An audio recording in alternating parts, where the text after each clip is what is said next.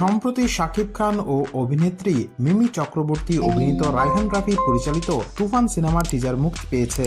এরপর নেট দুনিয়ায় শুরু হয়েছে আলোচনা ও সমালোচনা।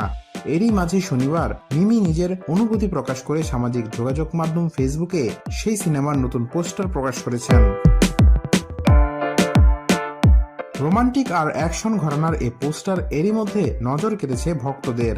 পোস্ট করা ছবিতে দেখা যাচ্ছে বলিউড চিত্রনায়ক শাকিব খানকে জড়িয়ে ধরে আছেন মিমি চক্রবর্তী। প্রথমবারের মতো শাকিব বাদেও তুফান সিনেমায় কোনো নায়িকাকে আবিষ্কার করে ভক্তরাও খুশি হয়েছেন। তারা আশা করছেন টলিউডের এই অভিনেত্রীর সঙ্গে বলিউড সুপারস্টারের রসায়ন পর্দায় জমিয়ে উপভোগ করা যাবে। এর আগে তুফান সিনেমায় শাকিব খানের বিধ্বংসী লুকের পোস্টার ও টিজার প্রকাশ পেয়েছে, যেখানে প্রেক্ষাগৃহে ঝড় তোলার আগাম পূর্বাভাস দিয়ে রেখেছেন ঢাকাই চলচ্চিত্রের মেগাস্টার। এদিকে এক সাক্ষাৎকারে এই সিনেমা প্রসঙ্গে নির্মাতা রায়হান রাফি বলেছেন, এ ধরনের সিনেমা আমি শাকিব ভাই কেউ কখনো করেনি। তুফানের মতো সিনেমা বাংলাদেশে আগে কখনো হয়নি। শুধু বলতে চাই এটি একটি অ্যাকশন ফিল্ম, একজন গডফাদারের গল্প। সুপারস্টারকে নিয়ে গ্যাংস্টার ছবি বানানোর ইচ্ছা ছিল আমার, যেমন কেজিএফ, পুষ্পার মতো সিনেমা। বাংলাদেশে গ্যাংস্টার সিনেমা বানানোর মতো একজনই আছে, সে শাকিব খান। আর সে কারণেই তাকে নিয়ে এই সিনেমার কাজ করা।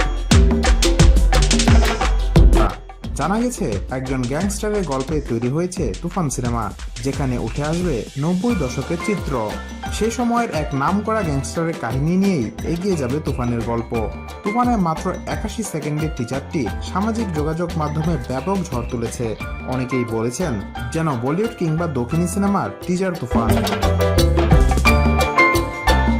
রায়হান রাফি ও শাকিব খান জুটি ঢালিউডকে নতুন কিছু উপহার দিতে চলেছেন। যৌথ প্রযোজনার তুফানে যুক্ত আছে বাংলাদেশের নামী প্রযোজনা সংস্থা চরকি ও আলফা আই, ভারত থেকে যুক্ত এসবিএফ।